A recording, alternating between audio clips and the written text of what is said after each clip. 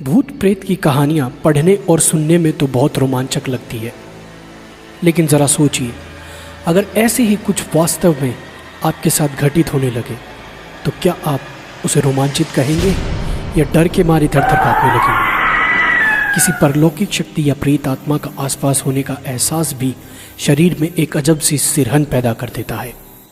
तो ऐसे में जाहिर सी बात है, जब आपका सामना ऐसी किसी ताकत से हो जाएगा तो आपका रोमांचक वहीं दम तोड़ देगा।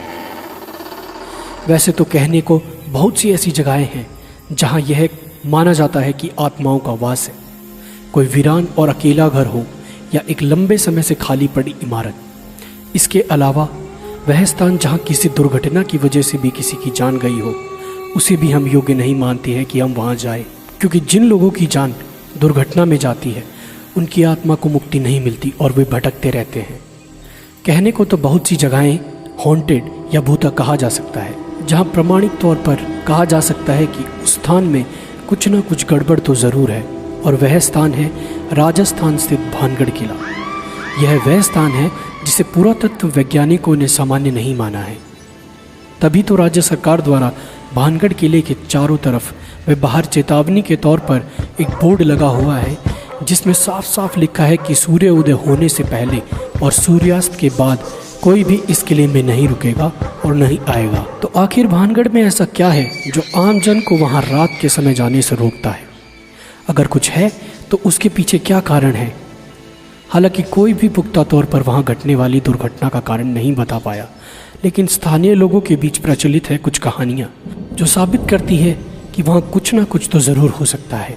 लोगों का मानना है कि बहुत समय पहले इस स्थान पर रत्नावती नाम की बहुत सुंदर राजकुमारी रहती थी, जिस पर काला जादू करने वाले तांत्रिक की कुदृष्टि थी।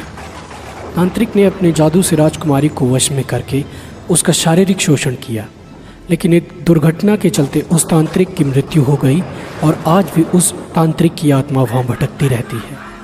तांत्रिक के श्राप के अनुसार वह स्थान कभी भी बच नहीं सका। वहाँ रहने वाले लोगों की मृत्यु हो जाती है, लेकिन उनकी आत्मा को मुक्ति नहीं मिलती है। प्रचलित कहानी के अनुसार सिंधु देवड़ा महल के पास स्थित पहाड़ पर तांत्रिक क्रियाएं करता था। वह रानी रत्नावती के रूप पर आसक्त था। एक दिन भानगढ़ के बाजार में उसने देखा कि रानी की एक दासी रानी के लिए केश तेल लेने आई है। सिंधु देवड़ा ने उस तेल को अभिमंत्रित कर दिया कि वह तेल जिस पर भी लगेगा उससे वह तेल उसके पास ले आएगा।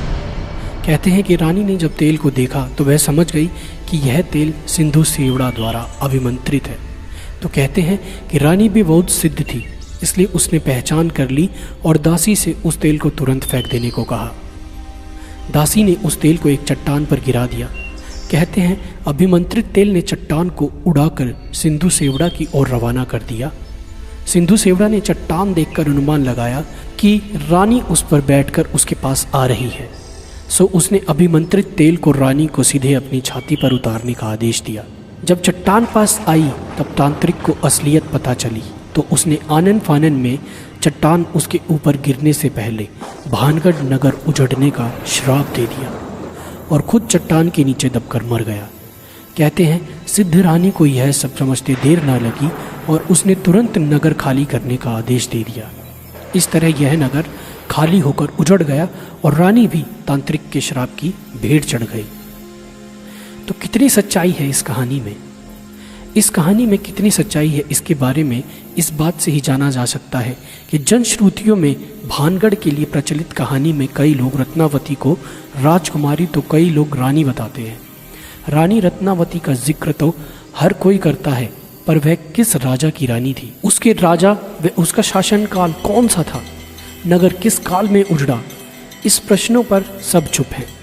अक्सर लोग इस नगर व किले को 400 वर्ष पहले उजड़ा बताते हैं, पर किले में मिले विभिन्न राजाओं के शिलालेखों की तारीख देखने के बाद उसके उजड़ने की समय सीमा काफ़ी कम हो जाती है। पर बहरहाल बात चाहे जो भी हो, इस फोर्ट को या इस भानगढ़ के किले को अब भी लोग सबसे ज़्यादा डरावना मानते हैं, या कह सकते हैं कि भारत का सबसे प्राचीन स्थान जो भी है, जिसमें भूतों का निवास होने की पूरी आशंका या जहां भूत विराज करते हैं, वो भानगढ़ का किला ही है। तो ऐसी ही और महत्वपूर्ण जानकारियों व रोचक तथ्यों के लिए हमारे चैनल फ्रीकनेस को सब्सक्राइब करें। व यह वीडियो आपको कैसा लगा हमें लाइक व कमेंट करके ज़रूर बताएं।